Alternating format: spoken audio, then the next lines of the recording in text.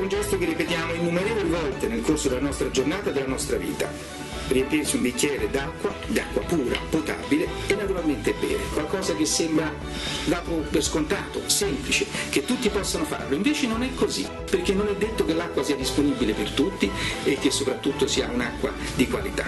Questo è il motivo per cui l'Università degli Studi di Camerino, nell'ambito di un progetto europeo, si sta occupando di qualità delle acque, studiando attraverso l'equipe del professor Claudio Orlando Gualerzi, biologo molecolare, quali possono essere i sistemi per conoscere, valutare, individuare la qualità delle acque e soprattutto aiutare l'umanità a superare un problema che è grave, professore.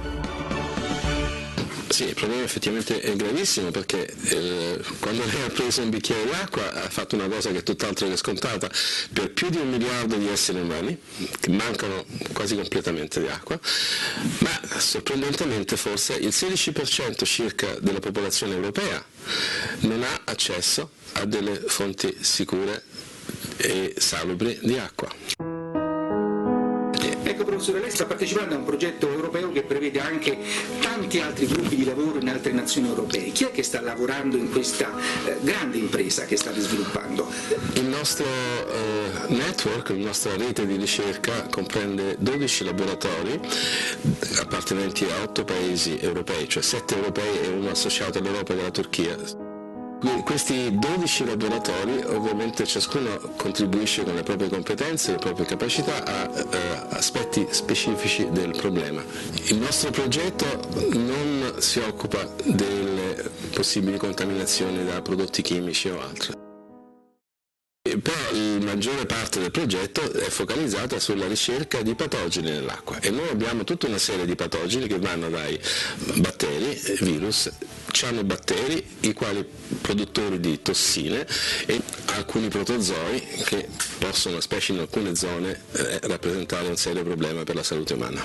Avete la possibilità di identificare, avete quindi delle chiavi, dei sistemi per scoprire la presenza di questi microorganismi o anche di queste tossine nelle acque e quindi avere una sorta di protocollo di valutazione di qualità? In Europa ci sono 3 livelli di controllo delle acque, c'è un livello europeo, poi c'è un livello nazionale, questo è uguale per tutti, e poi a livello nazionale ci sta un terzo livello.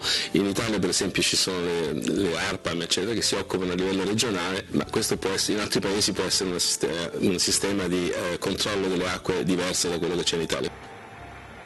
Il problema è che i protocolli che vengono usati e i metodi che vengono usati possono essere migliorati, possono essere resi più efficienti dal punto di vista dei costi, dei tempi, e in qualche maniera possono essere anche migliorati dal punto di vista della sensibilità, e questo è esattamente quello che il nostro progetto si propone di fare. Nel caso specifico dell'università, del nostro laboratorio, dell'Università di Camerino, ricercare dei bioindicatori, ossia delle diatomee che caratterizzano la qualità dell'acqua. Ci sono migliaia e migliaia di differenti specie di diatomee sulla Terra, ma alcune di queste vivono soltanto in acque molto salubri, di ottima qualità, ed altre invece si ritrovano in acque non salubri. Il problema è semplicemente quanto sia facile identificare le diatomee in un particolare campione d'acqua. Allora, i metodi attuali sono estremamente laboriosi in termini di tempo e quindi anche di denaro, e non sono particolarmente affidabili per certi aspetti. Il nostro progetto si propone di ottenere dei sistemi molto più rapidi, molto più efficienti e anche molto più sicuri dal punto di vista dell'identificazione. Non è facile.